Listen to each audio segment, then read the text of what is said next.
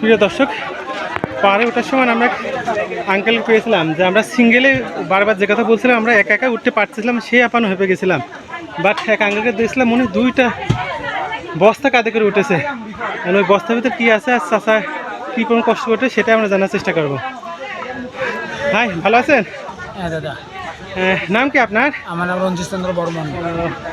তো যেখানে আমরা পাহাড়ে একা একা উঠতে পারছিলাম না, আপনার কাঁধে দুইটা বস্তা দেখলাম, আসলে কিসের বস্তা? বড় হয়তো কি নিয়ে আসছেন এত কষ্ট করে? তোমার ভোগের বাজার, কাঁচা বাজার। ভোগের কাঁচা বাজার মন্দিরের জন্য? কোন মন্দির? পাতালগাড়ি। এটা আরো অনেক দূর? হ্যাঁ, এটা এখান থেকে আরো 3 কিলো যাইতে হবে। আরো 3 কিলো ভাবে বুঝে নিয়ে যাবেন? এখানে পাহাড়ে পাহাড়ে যাবো। প্রিয় দর্শক, আপনাকে এই চাচার কথাই বলেছিলাম, যেখানে আমার সিঙ্গেল উঠতে সেই হাফিজ আছে চাচা অলরেডি।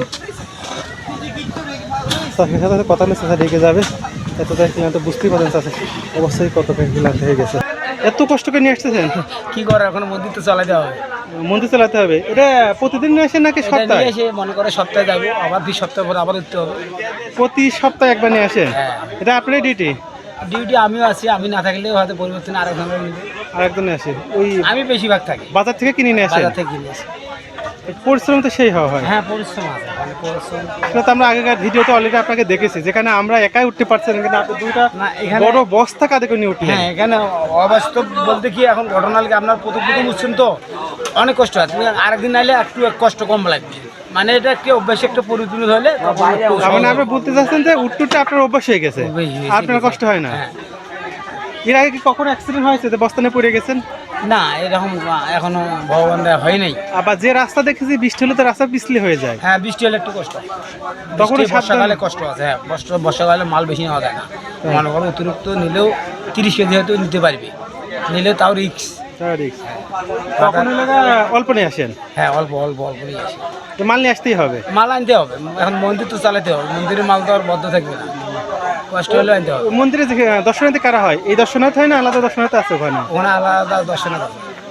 আমার দুর্গা পূজা হয় না, দুর্গা পূজার পর কালী পূজা হয় না, সেই কালী পূজা ওখানে বলি হয়। ওখানে কি বসতি আছে? হ্যাঁ, মানুষ আছে? বসত বলতে এখন বসতের মতোই হয়েছে আর কি, মানে বাড়িঘরের মতোই হয়েছে, আগে যেটা ছিল এখন অনেক হয়ে গেছে ঘর বাড়ি। এখন মনে করো সপ্তাহে যেটি কোনো মনে করো মানুষ একটা দেখা যায় না, এখন সপ্তাহে মানুষ আর বেশি হয়ে যায়।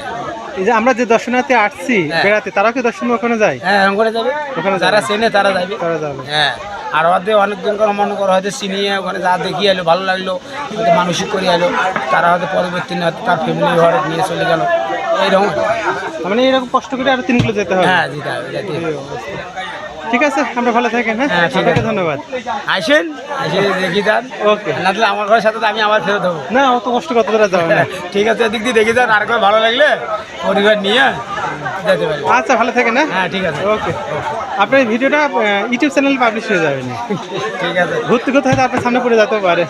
ঠিক আছে, ভালো থাকেন। ঠিক আছে দাদা। ওকে দাদা।